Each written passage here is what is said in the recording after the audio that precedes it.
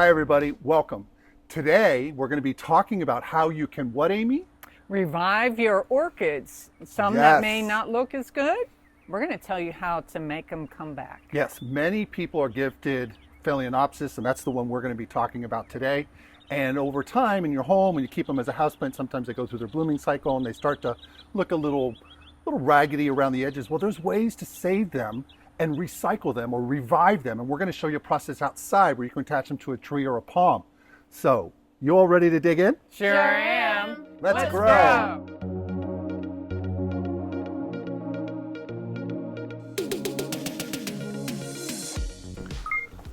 Oh, butterflies. To revive your orchids, you're going to need some materials. So, Stephanie, what are those? We're going to need alcohol. Yes. Hydrogen peroxide. Twine. Yep. Pruning shears. Yes. And optional fertilizer. Yep. Or NK cups. Yeah, those are optional. We'll talk about that in a little bit. Orchids. And of course, right, we need the orchids. We have several here of various states of need. Some in much more need than others. Yes. And we don't know how all of them will take, but we're confident that a lot of them will. And what we'll do next is we're going to bring you in up close and show you how you prep these orchids to attaching them to a palm or a tree. And then we'll go through the process of attaching them so you get to see it step by step. All right, let's go on to that step. So before we prep our orchids, we want to spray our hands and our cutting utensils with alcohol. You don't want to transfer any pathogens into the plant. So it's important to do that. And can you grab the cutting shears, Steph, and Amy, can you spray those with alcohol? So it's very important to do that. What we're going to do right now is we're going to show you two as examples, this one here and this guy over here. So let's start with the big one on the side there, Amy. You want to pull her out. You want to get rid of all the sphagnum moss. And if you see any dark roots, you want to cut them away. This one looks pretty good, actually. Those roots are brown, but they're not really dark. So she's probably ready to go in my assessment.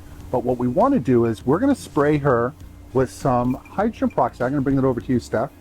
If you could just spray the roots with hydrogen peroxide, this is going to help. It won't hurt the roots. The wind caught that, sprayed it towards Amy. Amy's now clean as a whistle. And this is a good thing to do just in case there's any broken roots. That hydrogen peroxide will help keep the roots safe from harm. And we've diluted this down so there won't be any issue with that. So we're going to set that one aside. That one's ready to go, pretty easy. And a lot of the orchids you get for the holidays or you get from stores like Publix or big box retailers like Lowe's or Home Depot, they're going to come in these little decorative containers, and then sometimes after a while they just sort of start to decline. This one here is still hanging in there well, but they're often put in sphagnum moss, which definitely causes issues with orchids over time. So what we're going to do here is pull this one out. This one has more of a corky bark, which is a better material for sure. But since we're putting it on a tree, these are epiphytes. They don't necessarily need all this.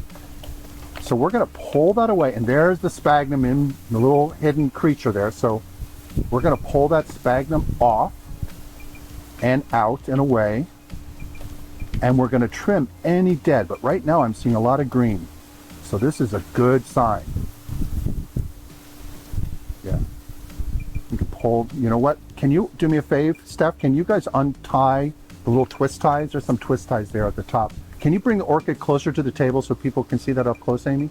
There you go. We want to pull those little twist ties off now because we're not going to need those because she's going to be attached to the palm tree behind us. Oh, this is looking so good, you guys. I thought she'd be suffering more, but she does look like there's one area we're going to trim.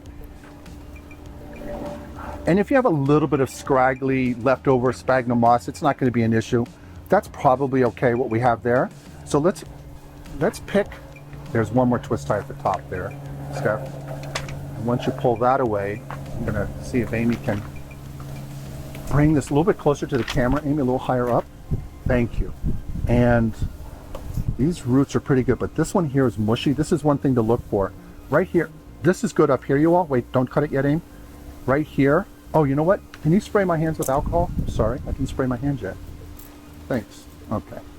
Woo! Fresh. So you guys, this here is dead. So this squishy piece, this is stuff you want to cut away. If it's black or if it's squishy and it's got this weird color, if they have a light green to them, they're still okay. But when they start to lose their strength and they start to get flat and weird looking, those are most likely going to die. This is pretty good. She's going to love it. Oh, she's got some new growth here, new roots coming out here. So this is great. On the optional part that I mentioned, you can use these K-cups and recycle them. By the way, you all, I love this Galivia Colombian coffee. Yummy. My friend Dominic, one of my best friends ever, told me about this. This is so yummy. So we're going to use this, recycle her as a slow release fertilizer, and we'll show you this plant hack now. So what you want to do is you want to cut part of the plastic, not all of it, the foil top. Hope I'm getting this in camera well for you.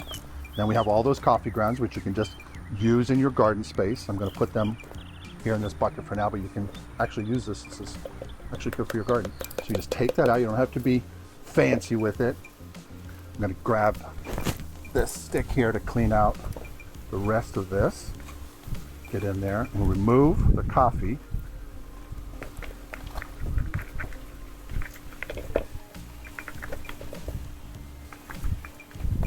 And then what we're going to do is, and if I can ask Stephanie to come around and grab the fertilizer over there, and to pull this over here.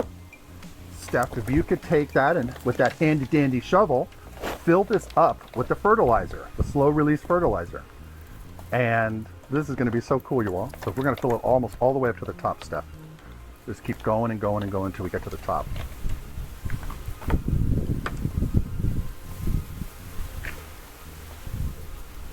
Thank you all for bearing with us. It's such a windy day today. We hope our microphone's not cutting out. Yep, a little more, Steph. Woo-wee. And then what we're going to do is close the lid back a little bit, keep a little divot in there so it's a low point, and this will keep leaves and other stuff from falling in there. But we're going to attach this to the tree right above the orchid, and when it rains, water's going to go in here and it's going to drip out of the base and start to add liquid fertilizer to the orchids attached to the palm tree. And we'll show you that up close now. We're super excited because we're going to be doing the installation of these. The first one, we're just going to take an opportunity. There's a little bit of trunk damage on her palm, which is not going to be a problem for her Vetchia palm over time. It's just going to survive because this is a monocot. But it's a perfect opportunity to put this native orchid in that little cavity and let her use that to root. And all you got to do is just do a little bit of that. This won't always happen for you all, but this is just a happenstance, a perfect happenstance for us that we can have this orchid, and she's all ready to go. So in time, she's going to take off and do her thing. And now what we're going to do is take some of the other orchids that we have already prepped, and we're going to add 2 on this side and 2 on this side. Amy's in full shade here. The orchids we're putting are Phalaenopsis. They want this shade, so that's an important thing because there's some orchids that want more sun, but Phalaenopsis tend to like the shade. So Amy's got 2 here that we're going to bring around. We'll start with this one here. We'll bring her on camera. And Stephanie and Amy are going to show you how to attach her with the twine. So Amy's going to put her just like that. Perfect, Amy. And we're going to wrap twine around, and the twine over time is just going to degrade and fall away. But by the time it degrades and falls away, the orchid will have already attached to roots. Amy has some already here on her palm, and they're doing great, and they're attached. And Amy, as you know from the beginning of our video, she has one in the front that is doing so well. That's a Phalaenopsis in the front of her home. Let me see if I can help you with my finger there. You got it? Needs to be tighter. There you go. Bingo. Perfect. Nice. So now we're going to talk about the plant hack. So Amy's going to bring K-cup up. Amy's going to set her right above the root. There we go. And Steph is going to tie her so that when rain comes down the palm, it's going to go into the K-cup and then drip down the palm and just sort of spread down the palm and go to all the orchids below. Good. There we go. Easy peasy. You can also use like cheesecloth, and it's not as noticeable as this, but we like to recycle stuff, so this is a cool little hack. We'll add another one on that side, and that would be all the fertilizer they need. It'll just be the slow release fertilizer when it rains. And now what we'll do is we're just going to speed it up and attach the rest of these. Let's tell you a little bit of how you grow and maintain these orchids so you know what to do after we attach them to the palm or tree. Most of these are Phalaenopsis. These were gifted to Amy, and over time inside as a houseplant, they went through, like we said, better times. And so now we've brought them back out. And this one here is blooming that she'd already installed a while ago. And so these make great plants out here in South Florida. The plant's botanical name is Phalaenopsis species. It goes by the common name. What's the name? Do you guys remember? Moth orchid. Yeah, the moth orchid, or a phal. A lot of people call them phals. That's what I call them. And they're epiphytes, so they naturally grow on trees and palms. One thing you do want to know is about down here in South Florida is gumbo limbo is a very flaky bark tree. These don't tend to do well. I've seen them grow on them, but they don't tend to root as well because they slip off that peely bark. But palms, they love growing on palms, especially when they're getting enough shade. So talking about this being epiphytes, they're in an understory normally. Phalaenopsis tend to be more shade-loving orchids. So with that said, I'm going to go a little bit and talk about how you maintain these orchids. So if you're attaching them to a tree, and we just went through that process with you, you want to find a way to mist them.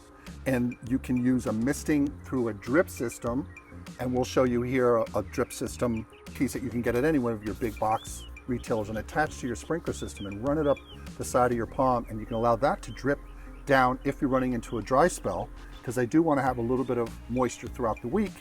You don't have to do it. You can spray it with a hose gently, and especially as they're looking to attach. You do need to spend a little bit of time monitoring them when they're being first attached. You want to make sure that the twine stays steady and check it, and if you need to add some more twine, you should do so. Now on fertilizer, we like slow release fertilizer. And as it rains, the water gets in there and it just sort of drips down the side of the palm. It's going to be very low potency, so it's not a high concentration, which the phals don't typically want. The other things I want to talk about on maintenance is you want to make sure that you have this in a pretty shady area. You can have some very late afternoon or very early morning sun on them, but you don't want midday or 3 o'clock, 4 o'clock sun. That'll actually bleach them out, and they can start to decline. On pests, you do need to look for scale mealybugs, and there's some blights that attach the orchid flowers that we have to be aware of. And I think the last thing I just want to mention is good air circulation. If you can have an area where the breeze can come in and out, you don't want to have them too tight into a corner somewhere where there's not enough airflow, because that can cause some issues with the plant that are not going to be beneficial to the plant. We want to thank you, because we are able to do this because of you and your generosity of subscribing to our channel. It does help us with the algorithm, so please like and subscribe like we've mentioned. Can't say that enough. So, That's right. Until the next video. Bye. Please remember to like, subscribe, and hit the notification bell. And tell your friends and family. We post videos weekly. Thanks.